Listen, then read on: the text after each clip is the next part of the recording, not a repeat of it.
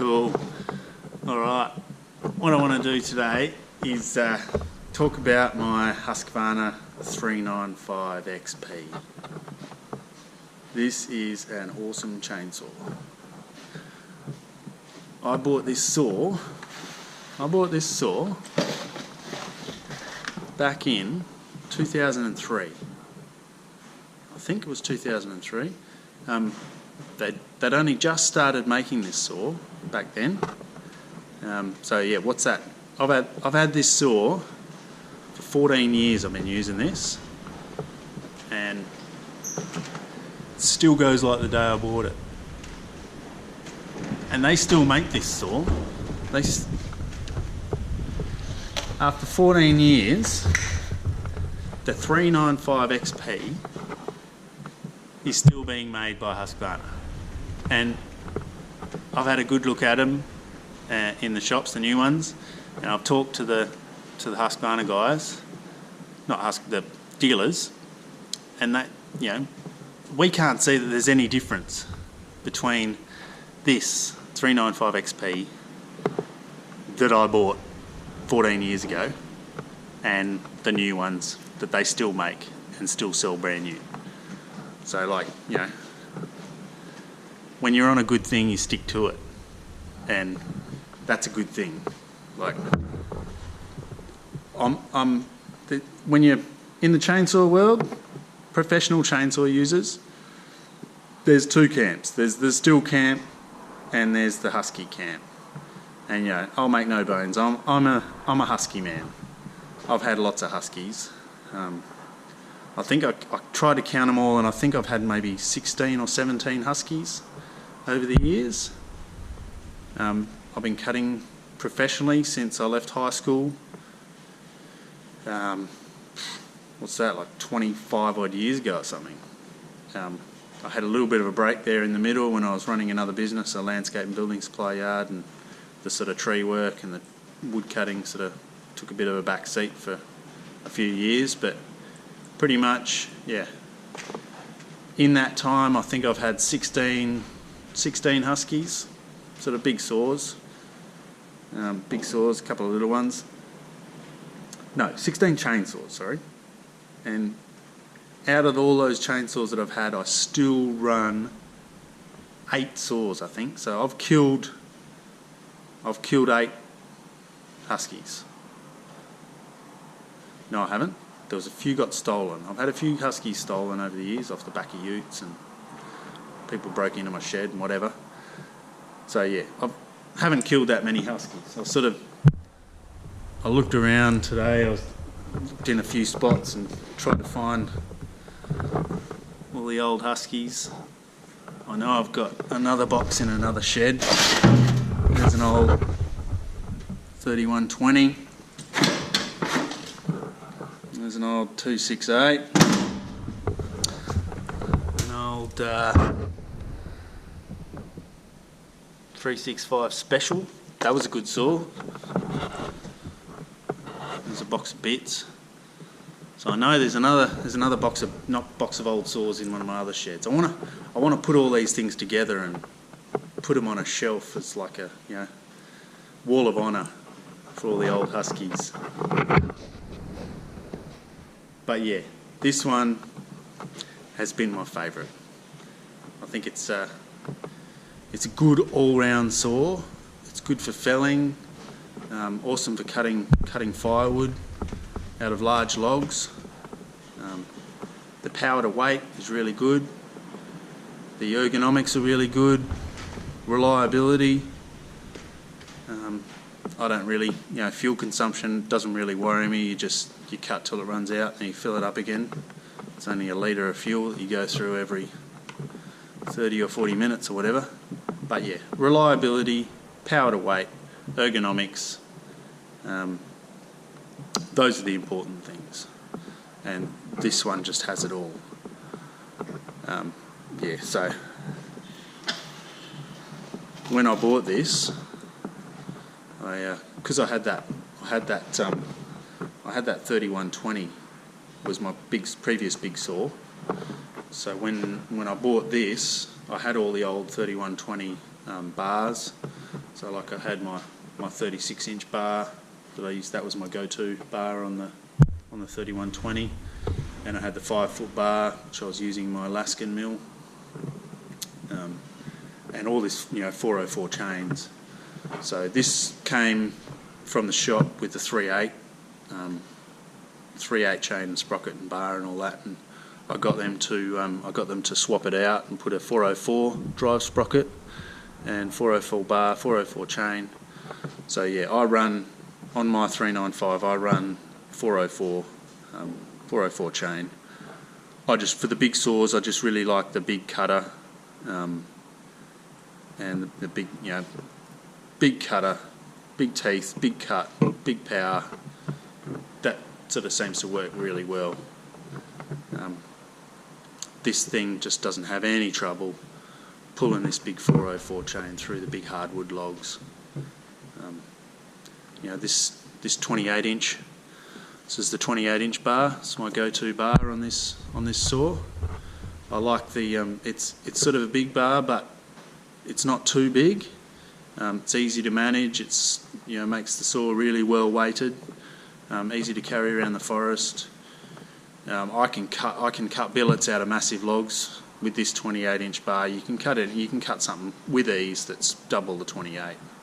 I've got this technique where I just sort of sit the chainsaw on top of the log and do a cut on the other side of the log, sort of down almost vertical, and then lift it out and come back on the near side of the log, and then just sink the tip in to the groove I've just created and cut down the log. I'll probably do a video of that technique one day in the future. But yeah, 28-inch. This is what I use all day, every day on this saw.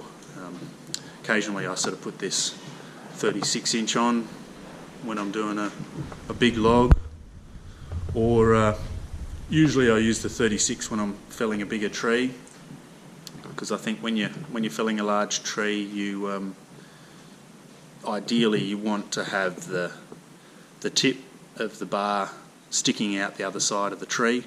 So when you do your sort of scarf cut, you want to just get one good grab at the scarf cut, another good grab at the bottom cut, and then especially when you're doing your back cut in to fell the tree, it is ideal if you have the tip sticking out the other side, so it's just one sweeping cut. You don't have to take two grabs at your back cut. Everything happens sort of fairly quickly when you're felling a large tree. You want to just take one nice, easy, clean back cut. So your best thing to do is to have a long bar when you're doing a big tree and have the tip sticking out. I've also got this 5-foot bar here. That was the 5-foot bar that I used to run on my Alaskan mill. The 395 with the 404 drive sprocket will run that 5-foot bar. I've felled quite a few trees, like big red gums, with the 5-foot bar, and cut sort of billets out of big logs or docking big logs for the mill. So you want a nice clean cut. But I wouldn't use a 395 on a 5-foot bar if that's all you're doing all day, every day. Like if you're running an Alaskan mill, you're better off getting a 3120 to run a 5-foot bar on an Alaskan mill, especially if you're ripping. Like ripping takes a fair bit of grunt. It's pretty hard on the machines.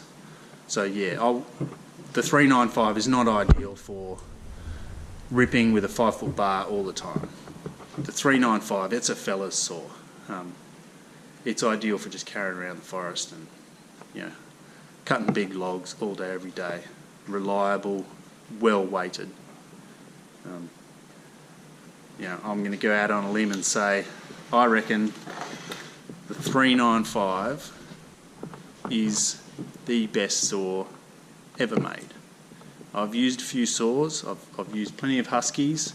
I've used my 3120, 68, 65. I think I had a 72 at one stage. But yeah, this is just the ideal all-round cutting big timber chainsaw. In the 14 years I've had this, all I've ever done to it, apart from put the 404 on it, the only things that broken on me is the spring, the pull cord spring, that snapped one day. I just went to my local Husky dealer and he had one of these out the back, a dead one, and he just gave me a new cover, so a second-hand cover. So that's not the original cover for this saw. Still had no dramas with that. And the only other thing I've done is, when I was running the landscape building supply yard, this saw sat around for a few years, didn't get used that often. And when I started using it all the time again, I'd find if I was cutting a big log, cutting billets, and you're just doing one cut after another, if you didn't warm it down properly after it got really hot, like if you ran out of fuel or something, then it'd be a bit hard to start. So I took it into my local dealer, and he sort of looked at it. He looked at the spark plug, and we looked at the lead, and he said, "Oh, we'll just put a new spark plug and a new lead on it." And yeah, since I did that, it's just been good as new again. 14 years old, and she's still cutting like the day I bought it.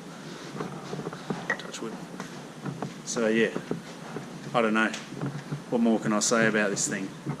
My other half doesn't like it when I make this joke, but this chainsaw I've had for 14 years. I've had a longer relationship with this chainsaw than I've had with the mother of my kids. And yeah, Kirsty doesn't like that joke. I want to one day I'll get a tattoo of this thing on my arm.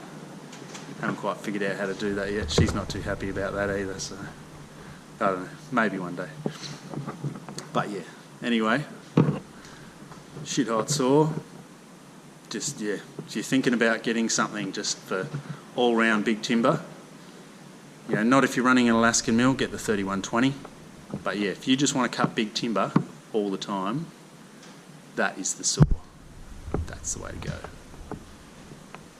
Alright, so what I want to do now is I had a bit of a comment from one of my sharpening the chainsaw slabber video.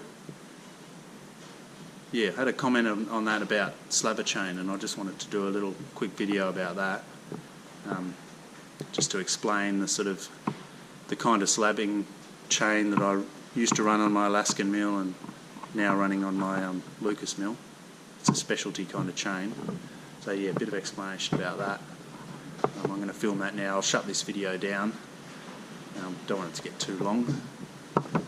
Yeah, if you want to see another video of this saw in action, I've got a video that I've called Husqvarna versus Husqvarna. So I do a little comparison between my on one log, all sharp chains, my 360 Rancher and my 362 XP, the auto-tune one, and this one, the 395 XP. And yeah, the three saws, they all cut through the log real fast. What is that, 360 Rancher or whatever it is, that 460 Rancher, I don't know. That one was that was the loser, that was the slow one. It's not an XP, so it's not going to keep up with these two. The 562 XP, I reckon that cut the quickest, because it was just a little 3/8 chain, and that thing's just off its nuts, just cuts like a bloody demon. And then this thing was very close behind the 362. I think this would beat the 362 when you start sinking into a bigger log, because it's just got more low-down torque to pull through a big log. The 362 is just ideal for medium-sized logs up to about a foot or a foot and a half or something like that. It just rips through them, and the 362 is really good in the tree as well.